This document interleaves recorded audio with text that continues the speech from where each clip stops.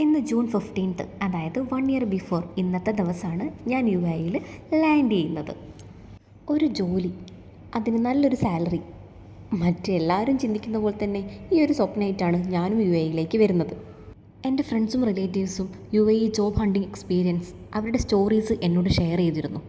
അത് വെച്ച് കമ്പയർ ചെയ്യുമ്പോൾ എൻ്റെ സ്റ്റോറി വളരെ ഡിഫറെൻ്റാണ്. ഞാൻ ഡിഫറെൻ്റ് ആണെന്ന് പറയാൻ കാരണം മറ്റൊന്നുമല്ല, എല്ലാവരും 1 to 3 months വെയിറ്റ് ചെയ്തിട്ടുണ്ട് ഒരു ഇൻ്റർവ്യൂ കോളിന്.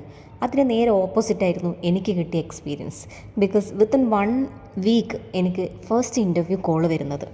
അങ്ങനെ ഞാൻ 2nd week തൊട്ടാണ് ഇൻ്റർവ്യൂ അറ്റൻഡ് ചെയ്യാൻ സ്റ്റാർട്ട് ചെയ്യുന്നത്. അങ്ങനെ ഫസ്റ്റ് ഇൻ്റർവ്യൂ അറ്റൻഡ് ചെയ്യുന്നു. എല്ലാവരെയും പോലെ ആ ഒരു ഇൻ്റർവ്യൂ നൈസായിട്ട് ഫ്ലോപ്പ് ആയിട്ടുണ്ട്. ബട്ട് അതിൻ്റെ യാതൊരു ചമ്മലുമില്ലാതെ ഞാൻ അവിടെ നിന്ന് ഇറങ്ങിപ്പോന്നു. പിന്നീട് അങ്ങോട്ട് ടെൻഷൻ നിറഞ്ഞ ദിവസങ്ങളായിരുന്നു.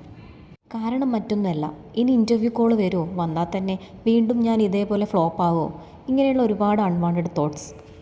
ഡെയിലി അപ്ലൈ ചെയ്തത് കൊണ്ടാവണം എനിക്ക് വീക്കിലി 1 to 3 കോൾസൊക്കെ ഇൻ്റർവ്യൂസ് വന്നിട്ടുണ്ടായിരുന്നു. പിന്നീട് അങ്ങോട്ട് 2nd interview, 3rd interview, 4th interview, finally 5th.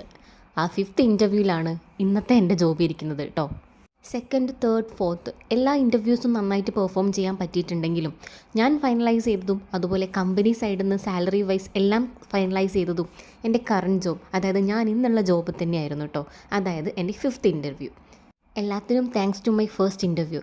കാരണം ഒന്നിൽ ഫ്ലോപ്പ് ആയതുകൊണ്ടാണല്ലോ നെക്സ്റ്റ് ടൈം നന്നായി പെർഫോം ചെയ്യാനും നന്നായി അറ്റൻഡ് ചെയ്യാനും അതുപോലെ നന്നായി പ്രിപ്പയർ ചെയ്യാനും എന്നെ ഹെൽപ്പ് ചെയ്തത്. So for everything thanks to my first interview.